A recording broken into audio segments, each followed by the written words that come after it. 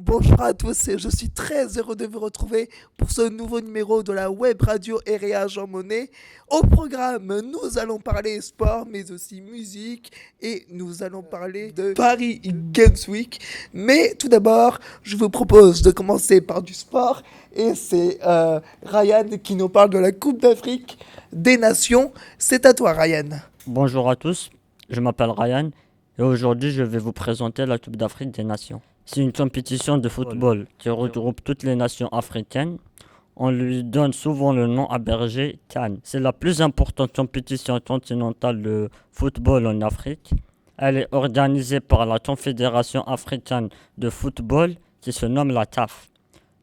Toutes les sélections nationales africaines participent à cette compétition et le gagnant se qualifie pour la Coupe d'Afrique, pour la Coupe des Confédérations. La Coupe d'Afrique des Nations est disputée tous les 2 ans et s'est déroulée pour la première fois en 1957 au Soudan. Le titre de champion d'Afrique de football est détenu pour la deuxième fois par l'Algérie, vainqueur de l'édition 2019. Cela s'est déroulé l'été dernier en Égypte. L'Égypte est la première nation africaine à avoir remporté un trophée continental 3 fois de suite.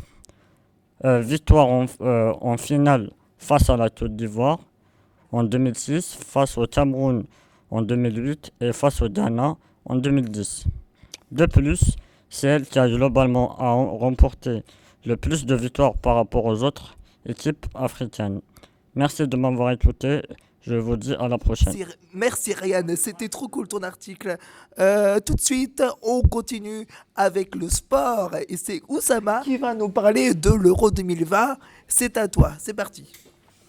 Bonjour, vous êtes avec Oussama. Nous allons parler de la compétition de Nous allons parler de la compétition de football qui va se dérouler en Europe l'été prochain. Les éliminatoires du championnat d'Europe 2020 se sont déroulés du 21 mars au 19 novembre 2019 et les résultats vont déterminer des 20 des 24 équipes participantes à la phase finale de l'Euro 2020. Les barrages pour les 4 dernières places se dérouleront du 26 au 31 mars 2020. Un mot concernant l'organisation des phases de poule de l'Euro. Lors des phases de poule, seulement 8 équipes seront éliminées après la phase de groupe. Dans les 6 groupes, les 2 premiers seront qualifiés automatiquement pour les huitièmes de finale. Ensuite, il restera 4 tickets à composter pour les huitièmes. Les troisièmes des groupes seront classés entre eux et les 4 meilleurs rejoindront le tableau final. 12 stades de 12 pays différents accueilleront l'Euro 2020 qui se déroulera du 12 juin au 12 juillet. Pour la première fois de son histoire, l'organisation de cette compétition a été confiée à une multitude de pays. Les matchs de groupe A se passeront à Rome et à Bakou en Azerbaïdjan, groupe B à Saint-Pétersbourg et à Copenhague, groupe C à Amsterdam et à Bucarest, groupe D à Londres et à Glasgow, groupe E à Bilbao et à Dublin, groupe F à Munich et Budapest. Les huitièmes de finale se dérouleront aussi dans différents pays comme l'Espagne, l'Angleterre ou l'Écosse, les quarts de finale en Allemagne et enfin les demi-finales se joueront à Londres. Merci Oussama. Baptiste, toi, tu nous parles de la Coupe du Monde de rugby. Je te laisse parler, vas-y. Bonjour, je m'appelle Baptiste Bourlon. Je vais vous parler de la Coupe du Monde de rugby 2019 qui a eu lieu au Japon. Les Coupes du Monde de rugby sont tous les 4 ans et durent toujours 2 mois. Elle a eu lieu cette année du 20 septembre au 2 novembre car les matchs de poule sont séparés de 5 jours. pour laisser aux joueurs le temps de récupérer. L'équipe de France a joué 3 matchs de poule contre l'Argentine, les États-Unis et le Tonga et a remporté ces 3 matchs. Elle a ensuite joué le quart de finale contre le Pays de Galles où elle a malheureusement perdu. Pendant la Coupe du Monde, il y a eu un typhon qui a causé la mort de malheureusement d'une 14aine de personnes. Il y a eu des glissements de terrain et des inondations. Beaucoup de maisons ont été submergées. La compétition a dû être interrompue pendant 2 ou 3 jours. Pour ceux qui ne connaissent pas le fonctionnement du rugby, il existe 4 façons de marquer des points. Les essais qui rapportent 5 points, la transformation après un essai qui rapporte 2 points, le drop qui rapporte 3 points et la pénalité qui rapporte aussi 3 points. Au revoir, c'était Baptiste Bourlon. Merci Baptiste pour cet article. Alors, vous qui nous écoutez, vous vous demandez peut-être, oui, alors d'accord, il y a du sport, c'est bien, mais vous allez voir que dans votre émission, il n'y a pas que du sport. La preuve avec Nassim qui va vous parler de Paris Games Week. C'est parti. Bonjour, je me présente, je m'appelle Nassim. Aujourd'hui, je vais vous parler de la Paris Games Week, qui est un événement organisé souvent le mois d'octobre. Cette année, la Paris Games Week se déroulait sur 2 semaines. Et chaque année, le salon du jeu vidéo a pour exposant les grands salons de jeux vidéo comme Activision, PlayStation ou encore Microsoft. Il y a beaucoup de centres de formation pour former les nouveaux sports qu'on appelle e-sport, avec de vraies compétitions comme des phases de poule, des finales, etc. Cette année, le jeu à l'honneur était Avenger. Il y avait plus de 5 heures de queue pour tester un jeu de 30 minutes.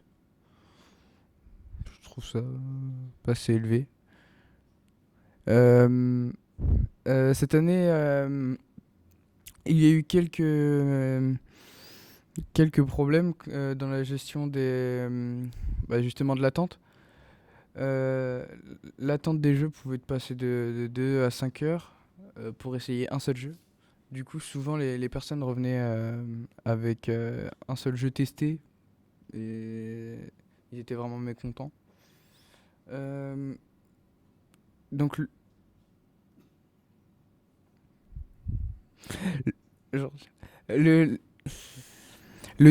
y a 3 catégories de stands. Il y avait le social corner, c'est pour les youtubeurs, ceux qui présentent du gaming, des vidéos de tout genre. Les gens y vont souvent pour voir leurs abonnés. Il y avait du coup les espaces de jeu, les centres de formation, c'était le pavillon 2. Et le studio. Le pavillon 3 présentait les espaces de jeu. Mais il y avait aussi de grandes franchises comme la Fnac ou Cooler Master qui vendaient plutôt des composants, des claviers, des souris. La PGW, c'est un endroit assez marketing. Car là-bas, on peut souvent voir des gens qui repartent avec des ordinateurs qui valent plus de 2000 €. Je continue. Ah, d'accord. Le prix du ticket est de 17 €. Et le but de cet événement est de faire la promotion du jeu vidéo. Un grand merci Nassim pour cet article. Alors maintenant, c'est à moi et j'ai décidé de vous parler musique. Ils ont remporté la 5e saison de The Voice. Ils ont été coachés par Mika. C'est peut-être des titres que vous avez déjà dans la tête. Je veux bien sûr parler du groupe Arcadian. Il est composé de Johan, 25 ans, Florentin et Jérôme, 26 ans. Et ils ont réussi à aller jusqu'en demi-finale Donc un grand bravo à eux. Et les trois copains, ils ont débuté dans les métros parisiens et ils étaient inconnus du grand public. Donc pour se faire connaître, ce qu'ils ont fait, c'est que ils se sont dit, bon bah on va faire des reprises de chansons pour les publier ensuite sur YouTube, et ça a été vraiment un véritable carton. Donc voilà, et ils se sont fait éliminés du télécrochet de TF1, mais même si ils n'ont pas remporté cette saison, ils ont quand même sorti leur premier album qui s'appelle Arcadienne, où l'on y retrouve le tube Folie Arcadienne. Voilà. Et le 3 novembre 2017, soit 7 mois après la sortie de leur premier opus, le trio sort une réédition de l'album avec 4 titres en plus, dont Les Sables Émouvants. Il y a peu, les trois copains sortent leur deuxième album, dont le nom s'intitule Marche ou Rêve. Dans ce nouvel album, nous retrouvons un morceau qui s'appelle Petit à Petit, ou encore le titre Bonjour Merci. D'ailleurs, je vous propose d'écouter un extrait tout de suite, et c'est à écouter bien sûr sans modération. C'est la fin de cette émission de Web Radio RA Jean Monnet 2019. J'espère que ça vous aura plu. Nous avons tous essayé d'être productifs, de trouver des sujets intéressants. Donc j'espère que ça vous aura plu. Merci aux chroniqueurs qui étaient avec moi pour parler de tous ces sujets. J'espère que ça vous aura plu. Et ben, j'espère vous revoir très vite. Et un grand merci à tous pour votre investissement. C'était vraiment super. Merci beaucoup. Merci, au revoir. Bravo, bravo, j'applaudis. Jérémy a dit vous revoir.